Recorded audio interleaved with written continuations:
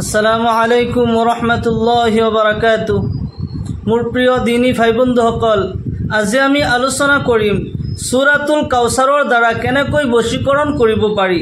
সূৰাতুল কাউসাৰ তিলাওয়াত কৰি হাতৰ বুঢ়া আঙুলিত ফুক দিলে দুশ্মন দুষ্ট হৈ যায়। আল্লাহু আকবাৰ।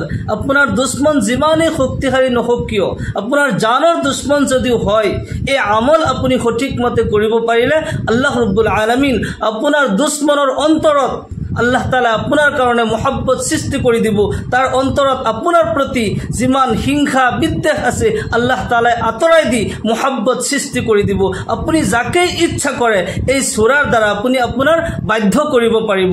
সূৰাতুল কাউসাৰৰ ইমানেই ফজিলত হয়, আল্লাহ তাআলাই এই সূৰাৰ বৰকতত আপোনাৰ মনৰ ইচ্ছাবোৰ পূৰণ কৰি দিব। আপুনি যাকেই ইচ্ছা কৰে, আপুনি যদি ভাবে যে মোৰ ল'ৰা ছোৱালী মোৰ কথা নুশুনে, তেওঁলোকক মোৰ বাধ্য কৰোঁ, মোৰ স্বামী মোৰ কথা নুশুনে, মই স্বামীক বাধ্য কৰোঁ, মোৰ স্ত্ৰী মোৰ কথা নুশুনে, স্ত্ৰীক মোৰ বাধ্য কৰোঁ, যাকেই ইচ্ছা কৰে আপুনি এই আমল কৰি আপুনি যাকেই ইচ্ছা কৰে আল্লাহ ৰব্বুল আলামিন আপোনাৰ বাধ্য কৰি দিব। এই সূৰাৰ বহুত বৰকত আছে। আমল কেনেকৈ কৰিব লাগে, কেইবাৰ সূৰাতুল কাউসাৰ আপুনি পঢ়িব। সূৰাতুল কাউসাৰ বহুত সৰু এটি সূৰা হয়। এই সূৰা কেইবাৰ আপুনি পঢ়িব, আমল কেনেকৈ কৰিব, গোটেইখিনি নিয়ম কানুন মই ধুনীয়াকৈ বুজাই দিয়াৰ চেষ্টা কৰিম। মোৰ প্ৰিয় দিনী ভাই বন্ধুসকল, আহক আমি প্ৰথমতে এই সূৰাতুল কাউসাৰ সম্পৰ্কে প্ৰথমতে আমি জানি লওঁ। সূৰাতুল কাউসাৰ কোৰআনে কাৰিমৰ আটাইতকৈ সৰু এটি সূৰা হয়। যিমান সৰু সূৰা নহওক কিয়, ইয়াৰ ফজিলত বহুত ডাঙৰ হয়। এই সূৰা যেতিয়া আল্লাহ ৰব্বুল আলামিন নাজিল কৰে, নবী সাল্লাল্লাহু আলাইহি ওয়াসাল্লাম বহুত আনন্দিত হৈছিল, বহুত খুশি হৈ গৈছিল, যেটো নেকি অন্য কোৰআনৰ অন্য কোনো সূৰা অবতীৰ্ণ হোৱাত ইমানখিনি আনন্দিত, ইমানখিনি খুশি হোৱা নাছিল। আল্লাহু আকবাৰ। এই সূৰাৰ দ্বাৰা আল্লাহ ৰব্বুল আলামিন নবী কৰিম সাল্লাল্লাহু আলাইহি ওয়াসাল্লামক আবে কাউসাৰ দান কৰিছে। সুবহানাল্লাহ। এই সূৰাৰ অৰ্থ শুনিলে আপুনি বুজি পাব। বিসমিল্লাহিৰ ৰহমানিৰ ৰহিম। ইন্না আ'তাইনাকাল কাউসাৰ। হে নবী, আমি আপোনাক আল কাউসাৰ দান কৰিছো, আবে কাউসাৰ দান কৰিছো। ফাছল্লি লিৰাব্বিকা ওয়ানহাৰ। আপোনাৰ প্ৰতিপালকৰ উদ্দেশ্য কৰি আপুনি নামাজ পঢ়ক আৰু কুৰবানী কৰক। ইন্না শানিআকা হুৱাল আবতাৰ। যিসকলে আপোনাৰ প্ৰতি হিংসা বিদ্বেষ কৰে, আপোনাৰ প্ৰতি দুশ্মনী কৰে, তেওঁলোক নিৰ্বংশ হয়। আল্লাহু আকবাৰ। এই সূৰা নাজিল হোৱাৰ লগে লগে নবী করিম সাল্লাল্লাহু আলাইহি ওয়াসাল্লাম আনন্দিত হৈ গৈছিল, খুশ হৈ গৈছিল।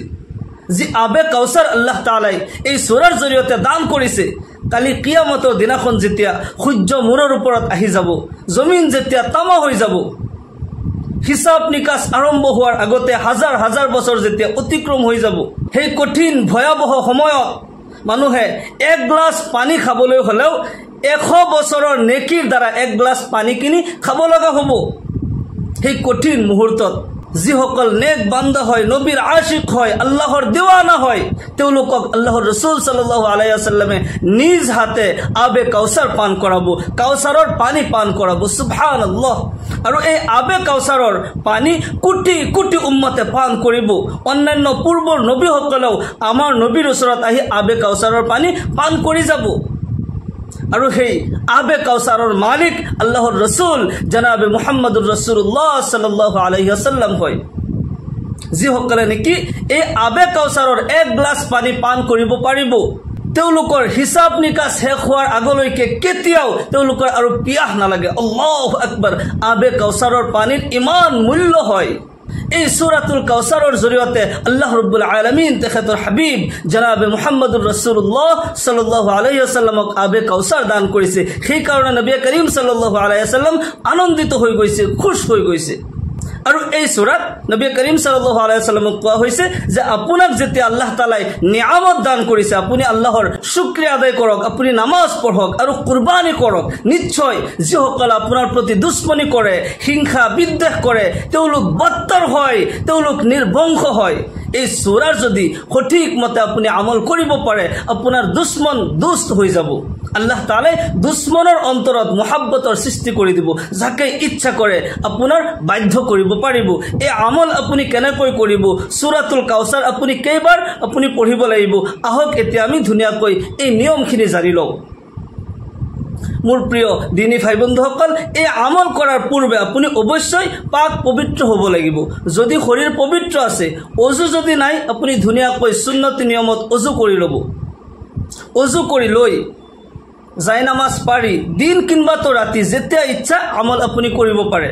জাই নামাজ পাৰি লৈ প্ৰথমতে 2 ৰাকাত সলাতুল হাজতৰ নামাজ পঢ়িব। যিকোনো আমলৰ পূৰ্বে যদি আপুনি নামাজ পঢ়ি লয়, আল্লাহ ৰব্বুল আলামিন সেই আমল বেছি পছন্দ কৰে। সেইকাৰণে 2 ৰাকাত সলাতুল হাজতৰ নামাজ আপুনি পঢ়িব। নামাজৰ নিয়ত এনেকৈ কৰিব, নাৱাইতু আন উছল্লি লিল্লাহি তাআলা ৰাকাতাই সলাতুল হাজা নফলি মুতাওয়াজ্জিহান ইলা জিহাতিল কাবাতিশ শৰীফাতি আল্লাহু আকবাৰ। এনেকৈ নিয়ত কৰি আপুনি যিকোনো সূৰা দি 2 ৰাকাত নামাজ প্ৰথমতে পঢ়ি ল'ব। নামাজৰ পিছত এই ঠাইত বহি সৰ্বপ্ৰথম 3 বাৰ দুৰুদ শৰীফ পঢ়িব। দুৰুদ শৰীফ যেটো আমি নামাজত পঢ়ো, দুৰুদে ইব্ৰাহিম বুলি কোৱা হয়। اللهم صل على محمد وعلى آل محمد كما صليت على إبراهيم وعلى آل إبراهيم إنك حميد مجيد اللهم بارك على محمد وعلى آل محمد كما باركت على إبراهيم وعلى آل إبراهيم إنك حميد مجيد।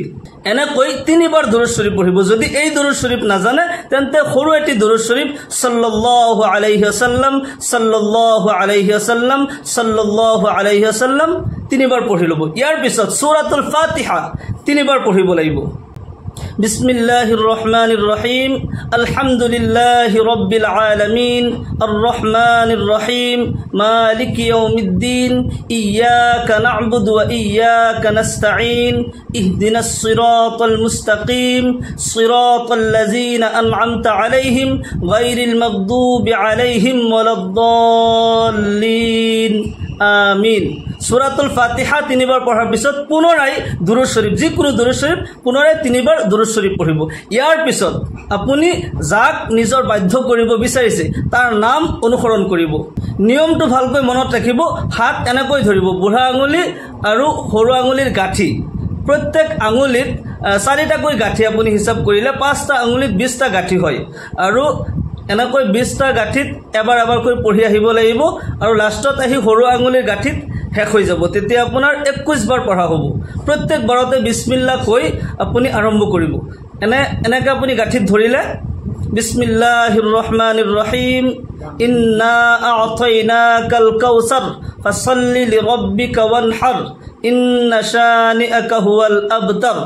এনেকৈ পঢ়িলে যাক আপোনাৰ বাধ্য কৰিব বিচাৰিছে তাৰ নাম অনুসৰণ কৰি এই গাঁঠিত এনেকৈ ফুক দি দিব। প্ৰত্যেক বাৰতে সূৰা পঢ়িব আৰু তাৰ নাম ল'ব আৰু গাঁঠিত ফুকাই দিব। এনেকৈ 21 বাৰ পঢ়াৰ পিছত এই ঠাইত বহি থাকি আকৌ 3 বাৰ দুৰুদ শৰীফ পঢ়িব। 3 বাৰ দুৰুদ শৰীফ পঢ়ি হাত তুলি আল্লাহ ৰব্বুল আলামিনৰ ওচৰত দোয়া কৰিব। আল্লাহ তাআলাই এই সূৰাৰ বৰকতত আপোনাৰ দুশ্মনৰ অন্তৰত আপোনাৰ প্ৰতি মুহাব্বত সৃষ্টি কৰি দিব। আল্লাহ তাআলাই ভাল পায় যেতিয়া এজন বান্দাই আনজন বান্দাৰ লগত মুহাব্বত কৰে। দুশ্মনী আল্লাহ তাআলাই অপছন্দ কৰে। মনত ৰাখিব, এই আমলৰ দ্বাৰা বিশেষকৈ সেইসকল উপকৃত হ'ব পাৰিব যিসকলে নেকি সত্যত থাকে, হালাল খায়, হালাল উপাৰ্জন কৰে, হালাল ৰাস্তাত খৰচ কৰে, 5 ওয়াক্তৰ নামাজ পঢ়ে, মানুহক ঠগি নাখায়, সত্যত থাকে, তেওঁলোকে বিশেষকৈ এই আমলৰ পৰা উপকৃত হ'ব পাৰিব। ইয়াৰ বাহিৰে যিসকলে হাৰাম ইনকাম কৰে, হাৰাম খায়, বেনামাজি হয়, তেওঁলোক এই আমলৰ পৰা উপকৃত হ'ব নোৱাৰিব। মনত ৰাখিব, নামাজ পাঞ্জেগানা প্ৰতিজন মুমিন মুছলমান আকিল বালিগৰ ওপৰত ফৰ্জ আইন হয়, প্ৰত্যেকে পঢ়িবই লাগিব। আমি ইয়াৰ পৰা বাচিব নোৱাৰিম, ফৰ্জ আইন হয়, কোনোবাই আদায় কৰি দিলে আমাৰ পৰা আদায় হৈ নাযায়। মনত ৰাখিব, আমলৰ দ্বাৰা তেওঁলোকে উপকৃত হ'ব পাৰিব যিসকল নামাজি হয়, মুত্তাকি হয়, পৰহেজগাৰ হয়, হালাল খায়, তেওঁলোকে এই আমলৰ পৰা উপকৃত হ'ব পাৰিব। আল্লাহ তাআলাই আমাক সকলোকে দ্বীনৰ সহি সমজ দান কৰক। সকলোকে আল্লাহুম্মা আমিন ওয়া আখিৰু দাওয়ানা আলহামদুলিল্লাহি ৰাব্বিল আলামিন। আসসালামু আলাইকুম ওয়া ৰাহমাতুল্লাহি ওয়া বাৰাকাতুহু।